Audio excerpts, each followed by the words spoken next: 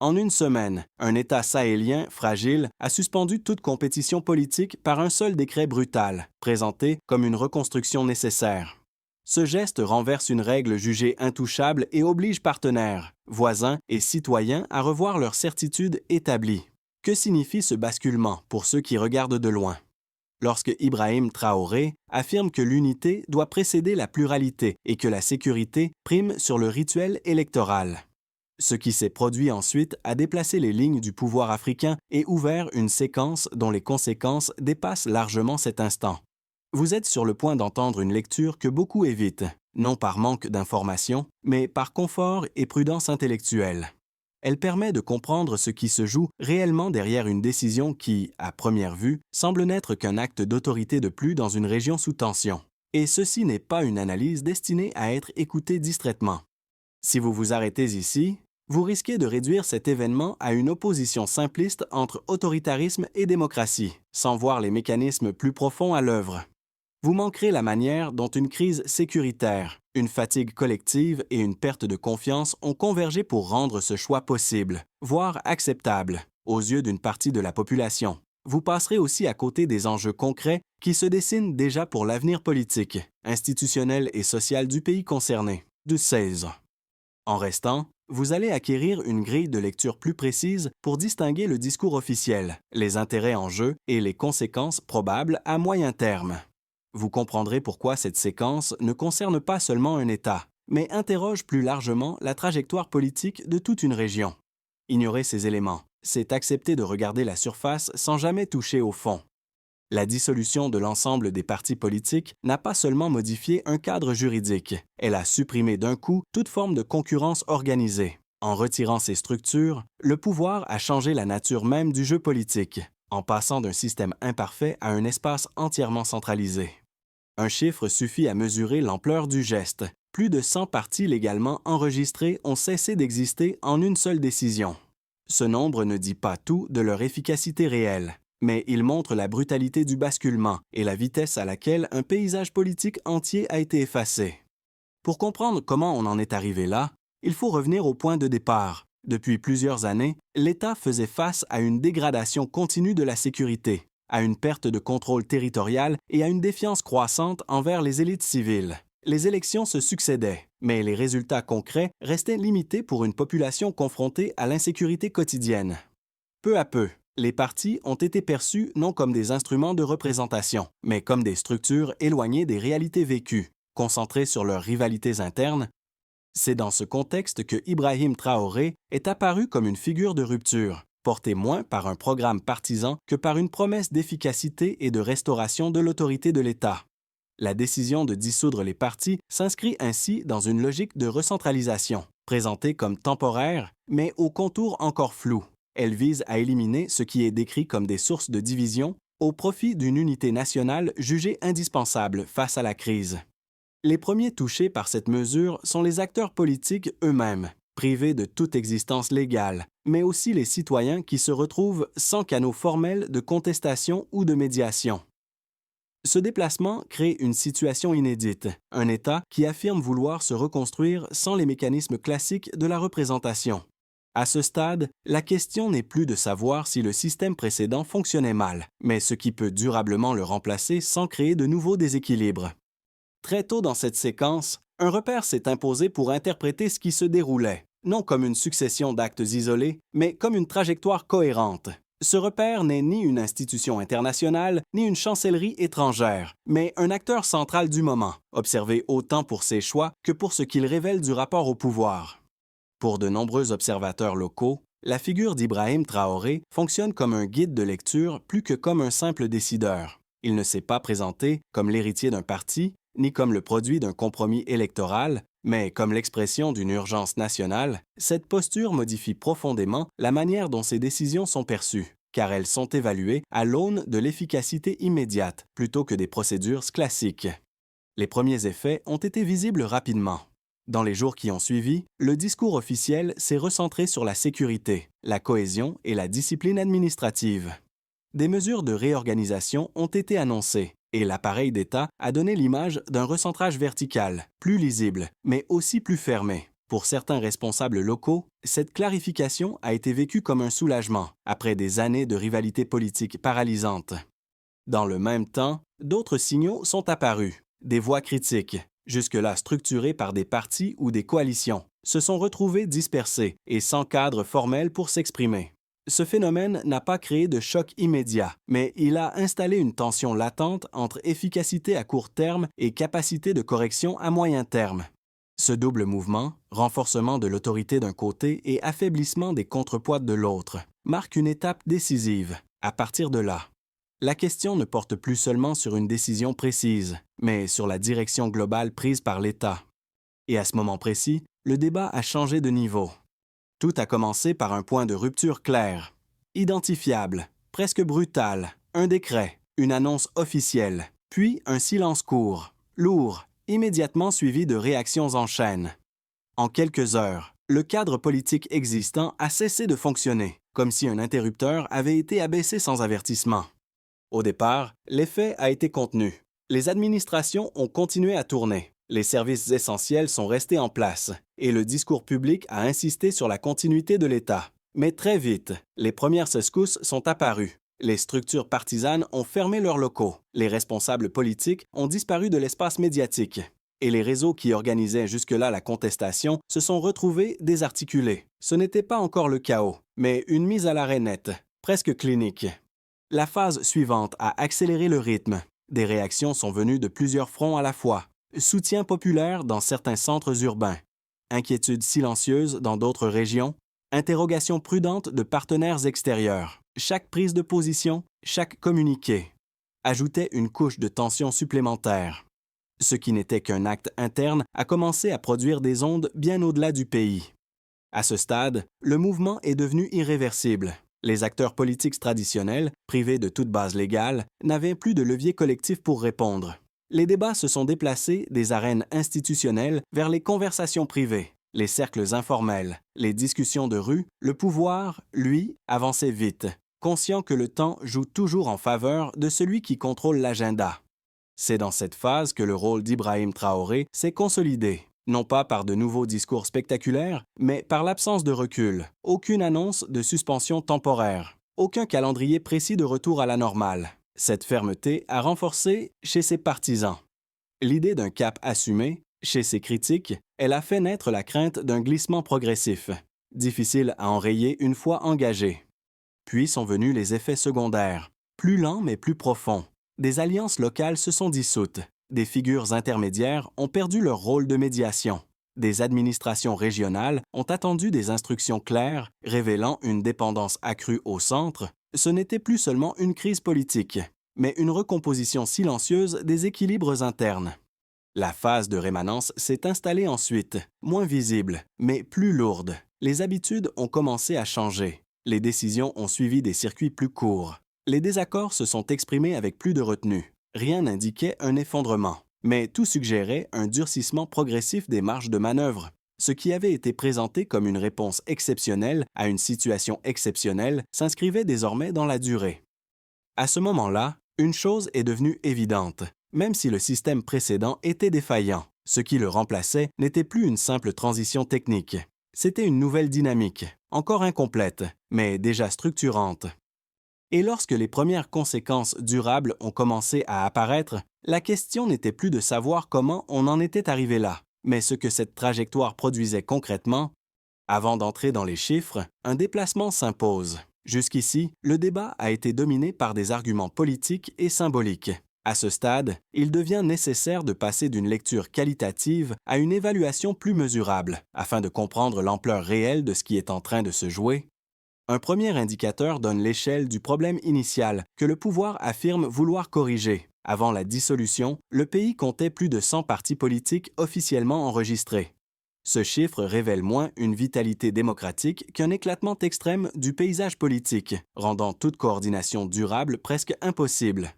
Il traduit un système fragmenté, où la concurrence existait sans produire de gouvernance efficace ni de confiance collective. Le deuxième indicateur concerne le temps. Entre l'annonce officielle et l'entrée en vigueur effective de la mesure, moins d'une semaine s'est écoulée. Cette rapidité montre que la décision n'était pas improvisée, mais préparée en amont, et qu'elle visait à produire un choc immédiat plutôt qu'une transition progressive. En termes institutionnels, cela signifie que les mécanismes habituels d'adaptation, de négociation ou de contestation n'ont pas eu le temps d'opérer. Un troisième chiffre permet de mesurer l'arrière-plan sécuritaire qui sert de justification centrale. Sur plusieurs années, des zones entières du territoire ont échappé au contrôle effectif de l'État. Affectant directement des millions de personnes, ce volume humain, même sans précision statistique fine, suffit à comprendre pourquoi l'argument de l'urgence résonne fortement auprès d'une partie de la population. Pour ces citoyens, la question prioritaire n'était plus la pluralité politique, mais la capacité de l'État à garantir un minimum de sécurité et de continuité. Un autre élément quantifiable réside dans la structure même de la décision. La dissolution ne s'est pas limitée aux organisations, mais s'est accompagnée du transfert de leurs biens à l'État. Ce basculement patrimonial représente un changement concret de rapport de force, car il prive instantanément les anciens partis de ressources matérielles. Logistique et financière. En pratique, cela rend toute reconstitution rapide extrêmement difficile, même en cas d'assouplissement futur. Enfin, il faut considérer l'impact humain indirect. Des milliers d'acteurs politiques, militants, employés administratifs et relais locaux se sont retrouvés sans cadre légal d'action du jour au lendemain. Ce nombre, rarement mis en avant, correspond à une perte massive de canaux d'expression structurés. Il ne s'agit pas seulement d'élites, mais de réseaux entiers qui jouaient un rôle d'intermédiation entre l'État et la société. Pris séparément, chacun de ces chiffres peut sembler abstrait. Mis ensemble, ils dessinent une réalité lourde. Ils montrent que la décision ne corrige pas un détail du système, mais en modifie simultanément la taille, la vitesse, la profondeur et les effets humains. Le débat n'est donc plus seulement normatif, mais structurel. À partir de là, une interrogation s'impose. Ces transformations mesurables renforcent-elles durablement la capacité de l'État, ou créent-elles un déséquilibre dont le coût apparaîtra plus tard? À ce stade, ignorer les arguments opposés affaiblirait la compréhension de la situation. Une lecture honnête impose de présenter ces positions dans leur forme la plus solide, sans caricature, car elles structurent une part réelle du débat. Le premier argument avancé par les critiques est institutionnel. Dissoudre tous les partis, même dans un contexte de crise, supprime d'un coup les mécanismes organisés de contrôle du pouvoir. Selon cette lecture, un système politique peut être inefficace sans être supprimé entièrement. Il peut être réformé, rationalisé ou encadré plus strictement. La disparition totale des partis ne corrige pas leurs défauts, elle élimine surtout les contrepoids. Le risque, disent-ils, n'est pas immédiat mais progressif, une concentration de décisions sans canaux formels de correction. Où l'erreur devient plus coûteuse parce qu'elle ne peut plus être contestée légalement. À cela s'ajoute un second argument, plus historique. De nombreux États ont justifié des mesures exceptionnelles par l'urgence sécuritaire ou l'unité nationale. Dans certains cas, ces choix ont stabilisé temporairement la situation, mais souvent, l'exception est devenue la norme. Les critiques rappellent que l'absence de calendrier clair et de garanties institutionnelles transforme une transition annoncée en état durable. Ce n'est pas l'intention initiale qui pose problème, mais la difficulté, une fois le pouvoir centralisé, de le redéployer sans conflit. Ces deux arguments méritent d'être pris au sérieux. Ils soulignent des risques réels et documentés. Toutefois, ils comportent aussi une limite majeure. Ils supposent l'existence préalable d'institutions capables de fonctionner correctement. Or, dans le cas présent, beaucoup de citoyens considéraient que ces institutions existaient surtout sur le papier. Les partis étaient nombreux, mais peu structurés. Les élections avaient lieu, mais n'enrayaient ni l'insécurité ni la défiance. La critique institutionnelle devient alors partiellement circulaire. Elle défend un cadre qui, dans la pratique, n'assurait plus ses fonctions fondamentales. Le point de bascule se situe ici. La question n'est pas de savoir si la suppression des partis est risquée. Elle l'est. La question est de savoir si leur maintien, dans leur forme antérieure, constituait encore une garantie crédible de stabilité, de représentation et de protection pour la population. Placés côte à côte, ces arguments ne s'annulent pas. Ils révèlent une tension centrale, choisir entre un système imparfait mais familier, et une rupture qui promet l'efficacité tout en exposant à d'autres dangers. C'est dans cet espace étroit que se joue l'essentiel de la décision. Tout a basculé autrement que prévu. Ce qui change la lecture à ce point précis, ce n'est pas une nouvelle annonce officielle ni un revirement spectaculaire, mais un déplacement plus discret du centre de gravité. Jusqu'ici, La décision pouvait être lue comme un choix politique exceptionnel dans un contexte de crise. À partir de ce moment, elle commence à fonctionner comme un test de modèle, observé bien au-delà des frontières nationales. Ce basculement tient à un élément précis, l'absence de substitution immédiate. La disparition des partis n'a pas été accompagnée, dans l'immédiat, par la mise en place d'un cadre alternatif clair de participation ou de représentation. Ce vide n'est pas seulement institutionnel, il est symbolique. Il signifie que la phase actuelle n'est pas pensée comme une simple parenthèse administrative, mais comme un espace ouvert dont les règles restent à définir. C'est là que la figure d'Ibrahim Traoré prend une dimension différente. Il n'est plus seulement celui qui tranche face à l'urgence, mais celui autour duquel s'organise l'attente collective. Les soutiens projettent sur lui la capacité d'inventer autre chose. Les sceptiques y voient un risque de personnalisation durable du pouvoir. Dans les deux cas, le regard ne se porte plus sur le passé à corriger, mais sur ce qui va émerger. Ce changement modifie profondément la dynamique. L'enjeu n'est plus de juger la décision initiale, mais de comprendre la trajectoire qu'elle ouvre. À partir d'ici, chaque silence, chaque délai, chaque mesure intermédiaire devient un signal interprété, pesé, amplifié. Et c'est précisément à ce moment que la suite cesse d'être prévisible. À partir de ce point de bascule, les effets cessent d'être théoriques et commencent à se matérialiser dans des espaces très concrets. La décision ne reste plus cantonnée au cercle politique. Elle s'infiltre dans le fonctionnement quotidien des institutions, de l'économie et de la société. Et c'est là que la lecture change définitivement de registre. Du côté de l'État, l'impact est immédiat mais ambivalent. La chaîne décisionnelle se raccourcit, les arbitrages sont plus rapides et la cohérence administrative semble renforcée. Pour un appareil longtemps paralysé par des rivalités partisanes, ce resserrement donne l'image d'un centre qui reprend la main. Mais en parallèle, la disparition de toute opposition structurée accroît la pression sur le sommet. Les erreurs, lorsqu'elles surviennent, ne peuvent plus être amorties par le débat institutionnel. La responsabilité se concentre et avec elle le risque politique, car chaque décision engage directement la crédibilité du pouvoir incarné par Ibrahim Traoré. Pour les entreprises et les acteurs économiques, la situation est tout aussi contrastée. À court terme, certains saluent une plus grande lisibilité, moins d'interlocuteurs, moins de jeux politiques locaux et un discours officiel axé sur la stabilité et la souveraineté. Mais cette clarté a un revers. L'absence de contrepoids politique crée une incertitude juridique latente. Les investisseurs, locaux comme étrangers, cherchent des garanties de continuité. Non seulement dans les orientations, mais dans les règles du jeu elles-mêmes. Quand tout dépend d'un centre unique, la prévisibilité repose davantage sur la confiance personnelle que sur des cadres durables. Pour les citoyens, les conséquences sont plus sensibles encore. Une partie de la population ressent un soulagement, lié à l'idée que l'État agit enfin sans blocage visible. Dans un contexte d'insécurité persistante, cette impression de fermeté répond à une attente profonde. Mais pour d'autres, notamment ceux qui utilisaient les partis comme relais, médiateurs ou espaces d'expression, le vide est réel. Les revendications ne disparaissent pas. Elles changent de forme. Elles se déplacent vers des canaux informels, plus difficiles à encadrer et parfois plus explosifs. À l'échelle régionale et internationale, la séquence est observée avec une attention accrue. Dans le Sahel et au-delà, certains gouvernements voient dans cette expérience un précédent possible. D'autres y perçoivent un facteur de déstabilisation potentiel, capable d'influencer des équilibres déjà fragiles, les partenaires extérieurs.